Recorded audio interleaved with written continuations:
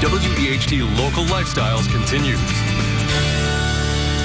Well, estate planning is always a wise idea, but how do we get started? Do we have the documents we need? Well, our financial advisor and friend from Raymond James is Randy Hoff, and he is here to guide us through that process. As always, good to see you on Lifestyles. Good to see you, Angie. Good to be back. What does estate planning actually mean? Define that for us. Well, estate planning at a macro level is how do we think about preserving and transitioning our wealth. You may recall in prior visits I spoke about wealth creation, wealth preservation, and wealth transfer. Up till now, most of our conversations have been associated with wealth creation and, to an extent, wealth preservation. But estate planning is the core of how you preserve and how you transition wealth. And the documents associated with estate planning are a will, a durable power of attorney, healthcare directives, and a living will. And then there's also a HIPAA form.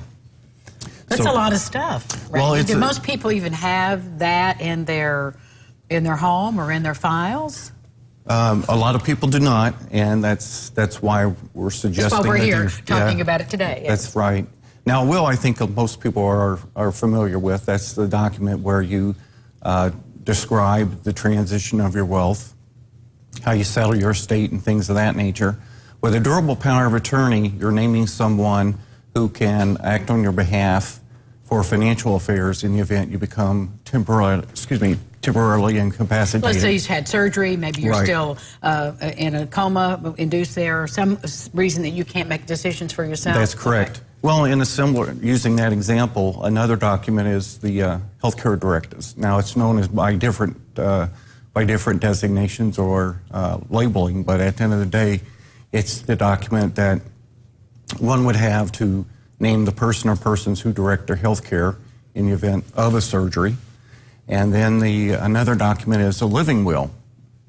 With the living will, you're naming whether or not you want to be resuscitated in a terminal ill situation. So that's you as the person making that designation. And there are a lot of things to know about that. I mean, I talk about that on the pastor end of my life, is that you need to know what those definitions are and understand those documents. And that's why we need somebody like you to kind of explain the weight of each of those. Right. Now, each of the documents I've mentioned up till now require an attorney to draw them up. But yes, I can help guide people through that conversation with their attorney. Now, the last document I like to touch on is what's known as a HIPAA document, and it's the form that you would fill up at your primary care physician's office to name who has access to your medical records. And the HIPAA form is no cost, and I strongly recommend everyone file it with their physician, whether or not they, in fact, execute the other estate planning documentation. And in the state of Indiana, everyone who is 18 or older should file the HIPAA form.